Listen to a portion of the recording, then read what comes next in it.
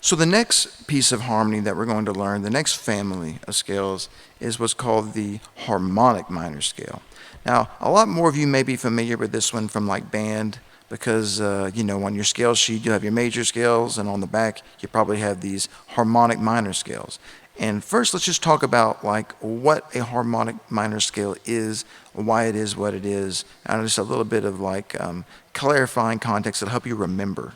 So a harmonic minor scale is a natural minor scale with a raised seventh degree, which creates a leading tone back to the root note. So like C minor, for example, with a B natural as a seventh note.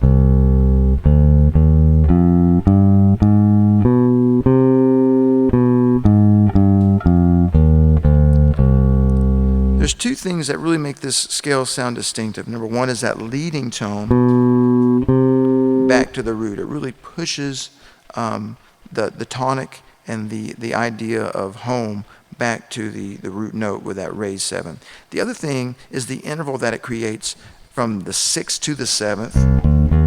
6, 7. So we have a second written on the paper, A flat to B, but it sounds like a minor third. This is called an augmented second. And that little portion of the scale from the fifth to the eighth back to the one, that's what gives it kind of that almost like exotic sound when played as a scale. So that is like the big character of this scale in terms of its melody and push towards the root. Now, harmonically, this is why it gets its name. The harmonic minor scale, by having the raised B, it gives us an option to have a 5 chord off the G. It's a major chord, which pushes stronger to C minor. So the harmonic minor scale, you can remember, makes the 5 chord harmony a major that pushes stronger back to the tonic. So that's a good way to remember the difference between melodic minor and harmonic minor. Whereas the melodic minor will take that A natural, or that A flat that we had, and get it a natural. So the melodic line of that, there's no weird skips like that augmented second. So we take the harmonic minor scale to make the major 5 chord, and then we kind of even out the ascent, turn the A flat to an A natural, and we have just whole steps and half steps again. That makes it more melodic, or easier to sing, you could think. So that's a way you can remember that. So let's get started. Let's look at this C harmonic minor scale.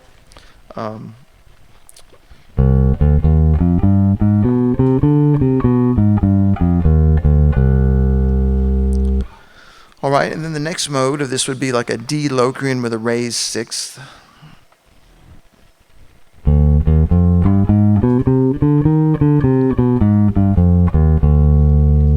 Then we have E flat Ionian with a raised fifth or sharp 5.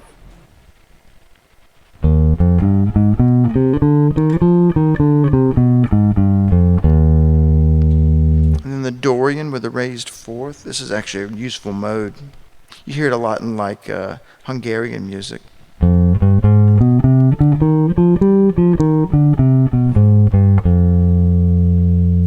Here's this Phrygian dominant. This is probably the most useful mode of these. You hear it a lot over a 5 chord with a flat 9.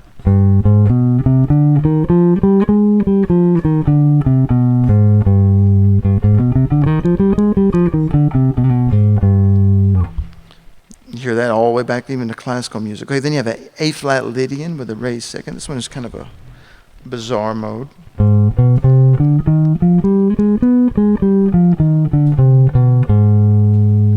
And then the B super Locrian, this is called. And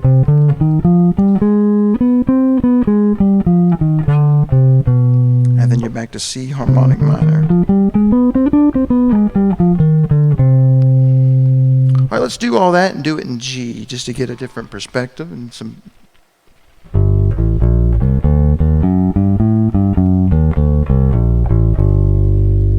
All right, there's the A, there's the G harmonic minor. Let's do the A Locrian with a raised 6.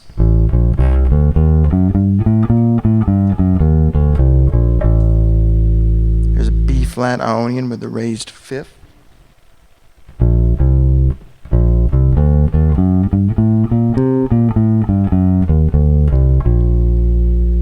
There's a Dorian with the raised fourth. Again, that kind of Hungarian type of scale.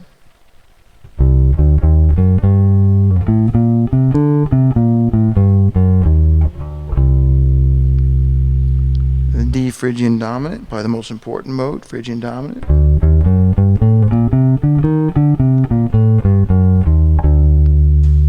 And then the Lydian with the raised second again.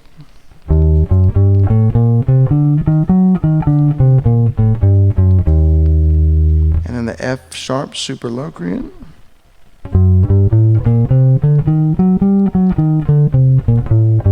And then like the G harmonic minor.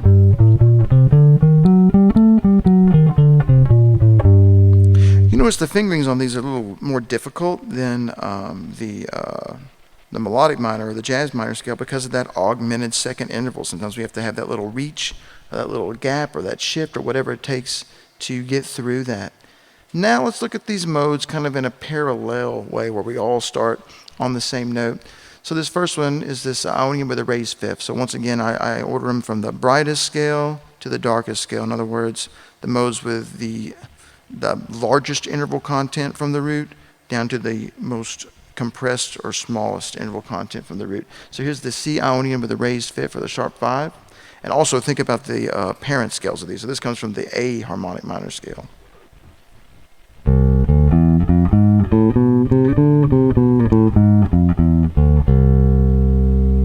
right, here's the C Lydian with the raised second from the E harmonic minor.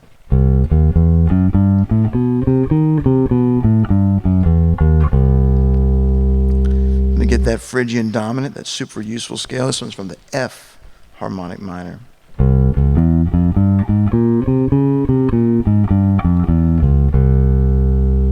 And then we have just in the middle C harmonic minor, neutral. And notice I called that one neutral because we have 7 different modes, 3 on top, 1 in the middle, and then 3 more. So the one that's in the middle I call the neutral mode. So like in like a major scale family, that would have been the Dorian mode. In this case, it's the C harmonic minor itself. All right. The next one is the C Dorian with the raised fourth.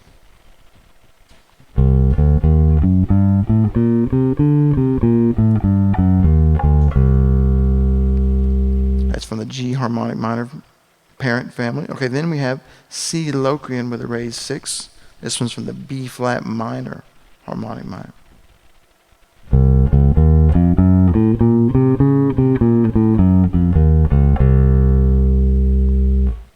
And then we get a scale of a superlocrian, and we could call this one 2 different things. We could say it's from D flat harmonic minor starting on a C, or in this case, just theoretically, we could say at B sharp superlocrian starting on the 7th note of the C harmonic minor scale.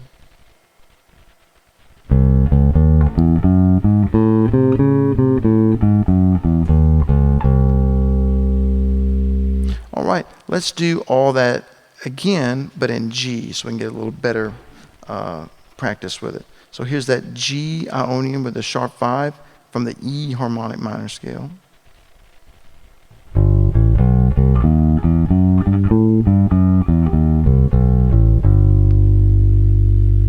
Is that G Lydian with the raised second. This one's from the B harmonic minor scale.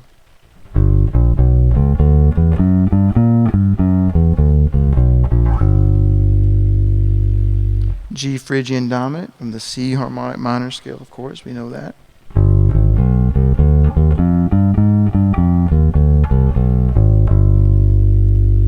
Of course, in the middle we got this G harmonic minor scale itself.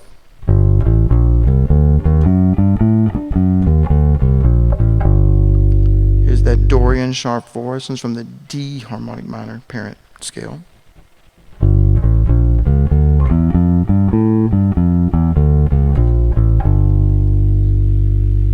This G Locrian with the raised 6 from the F harmonic minor scale.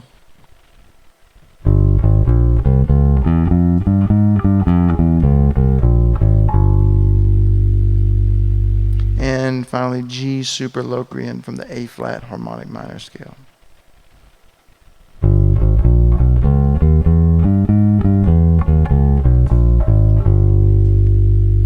You almost want to hear A flat in that one because the G wants to push to it so bad. All right, now let's look at the triads that we can create out of this, like we did the last one. Here is a G minor triad. We get A diminished now. Here's that B flat augmented. C minor. D major. E flat major. F sharp diminished. And back to our G minor. All right, let's do sevens now. Let's add the seventh. So we get this minor major 7 chord. Remember this one from the melodic minor. Here's a minor 7 with a flat 5, or also known as half diminished. It's a B flat major 7 sharp 5. Once again, remember this one from melodic minor as well. Here's the C minor 7.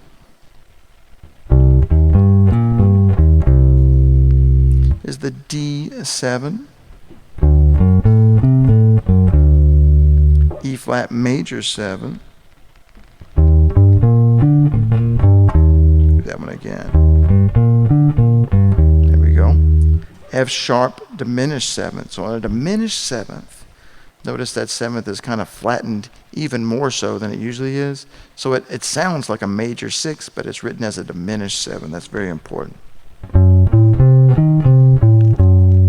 It's also a symmetrical structure because every note in that arpeggio is a minor third apart. All right, then you have finally back to the G minor major 7. All right, let's add our 9s here. Here is a G minor major 9.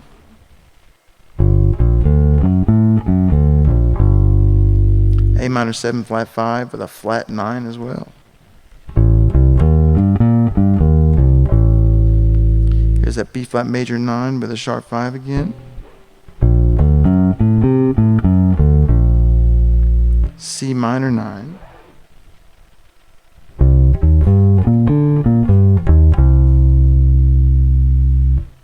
Here's a D7 flat 9.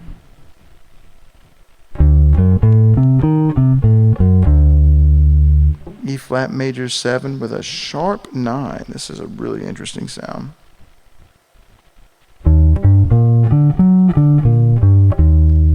Beautiful.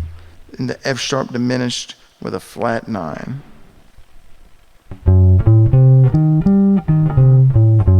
That one's a weird one, kind of a real theoretical sound. And then G minor major 9. Back where we started. All right, let's look at the 11 chords. We get G minor major 9 and add this 11 here.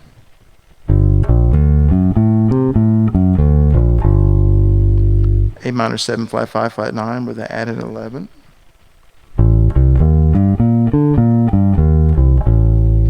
B flat major 9 with a sharp 5, add the 11.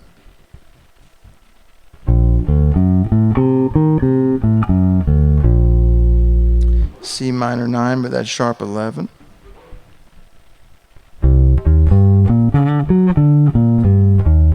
Play that one again. There it is.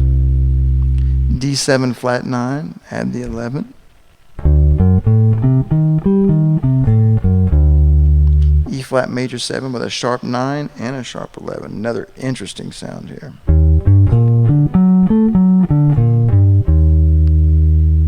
Then we have F sharp diminished with the flat 9 and the added 11.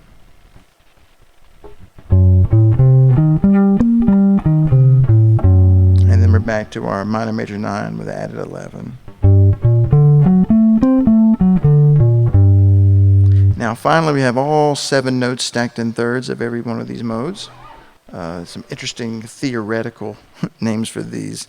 The theoretical names on a lot of these harmonic minor scales don't really get used often, but it's good to be able to kind of sort them out in your brain, keep them organized. So here's this one, G minor, major 9, flat 13 at 11. But really just think about it as a harmonic minor scale stacked in thirds.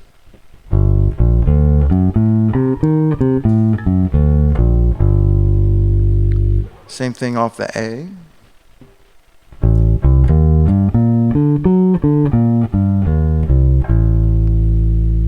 Then this B flat major 13, sharp 5 with an added 11.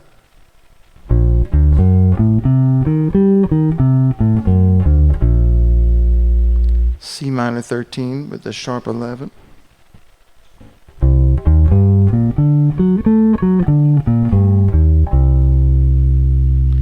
Is the D7 with a flat 9, flat 13.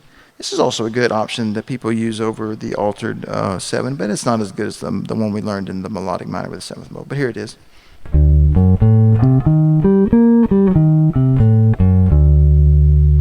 E flat major 13, sharp 9, sharp 11.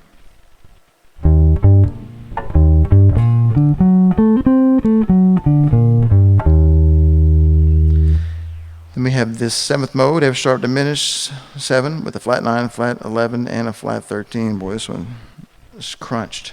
Small intervals.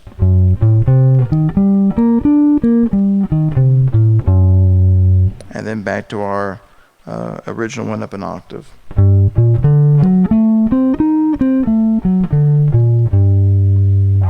All right, so here's a strategy next that we can look at that uses these modes and another one of these kind of 2-5-1 instances. So what we're going to do here is use the modes that actually belong to just one parent scale. So the 2-5-1 will be just straight from the harmonic minor scale because we get a natural half diminished chord for 2, one that a 5-7 chord that naturally occurs on the Phrygian dominant for 5, and then 1 can be the harmonic minor scale itself.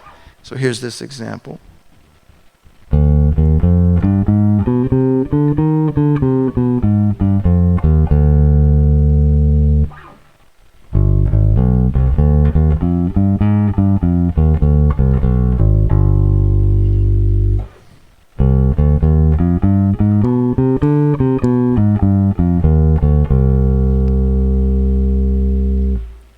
And we can do the same thing starting on a different string.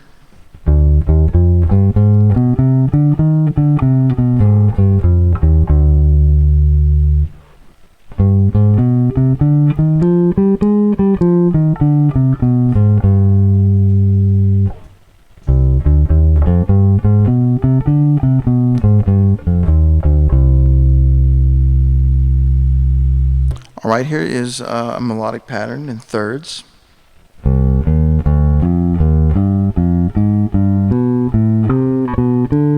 me try that again. I felt like I missed a note. There it is.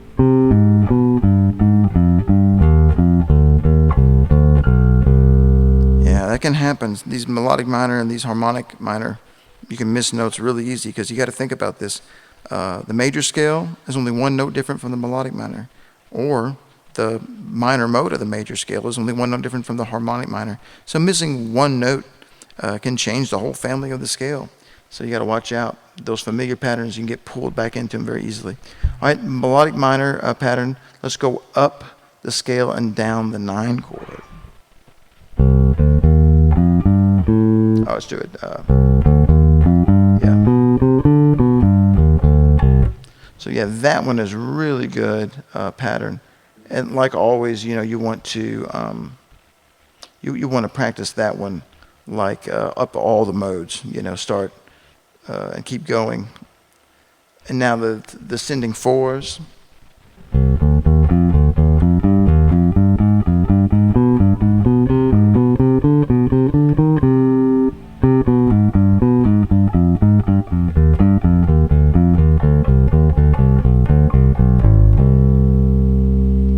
That's a really good one. Now, here's this C harmonic minor in the bebop language, kind of the Barry Harris style. Once again, if you notice the beats, they kind of can spell the scale. But this one is a little different. It kind of skips around and does it a little different. Here it is.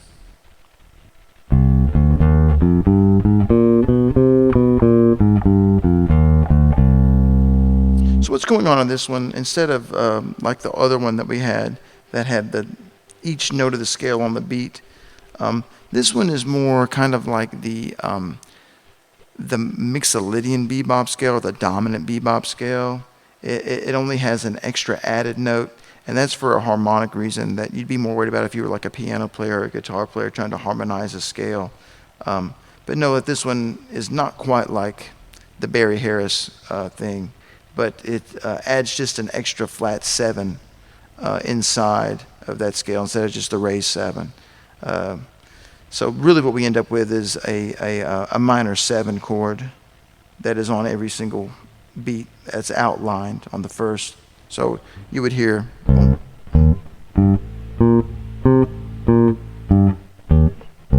then the other notes filled in.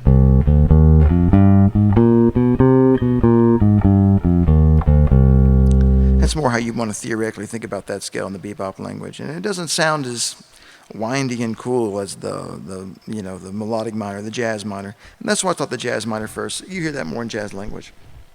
Okay, finally, let's get these triads worked out, and these 7 chords with the shell voicings. So here's this chord scale. We have a C minor 7. We have this D diminished, kind of a reach, but you can do it. E flat augmented. F minor,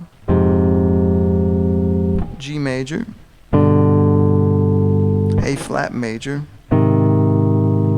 B diminished, and C minor. All right, here's C minor on the E string, D diminished,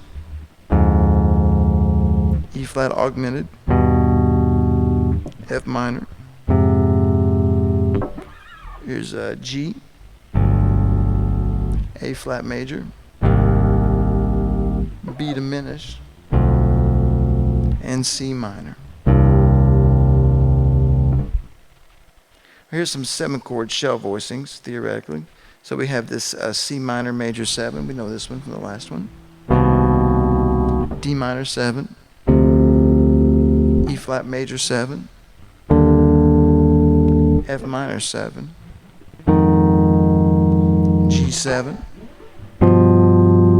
A flat major 7, B diminished, and then C minor major 7. All right, let's do it off the E string. Here's C minor major 7, D minor 7, E flat major 7, F minor 7, G7, A flat major 7, B diminished 7, back to C minor major 7. So this language, in conclusion, is really, you're going to see this more, I think, in classical music than you would jazz. But it's not that means you don't see it, because jazz, of course, is just a tradition of music that is pulled back from, African music, another world music, African music, European classical music is part of that tradition. So early in the classical period, you're going to hear a lot of this harmony, and that's why a lot of times people think this scale sounds more classical in the sense, because you hear it more theoretically in minor harmony in classical music.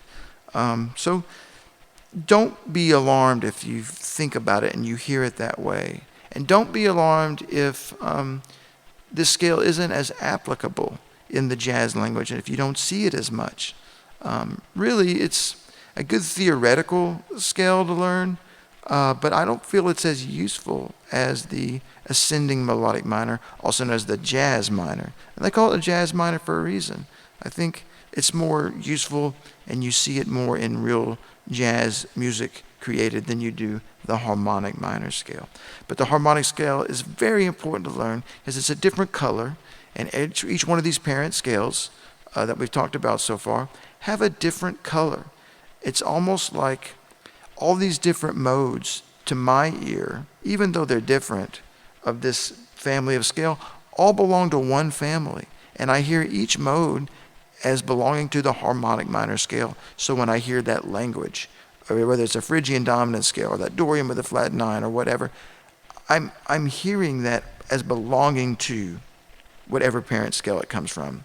So there's only that many colors of scales. Like, for instance, all the major modes, major, Dorian, Phrygian, Lydian, Mixolydian, minor, Locrian, I hear them as one color, really, all belonging to one family of scale. And that's kind of the goal here. You want to push your practice until you really get these things in your ear and you start hearing these things just as colors. Okay, good luck, happy practicing, and we have one more video on scales.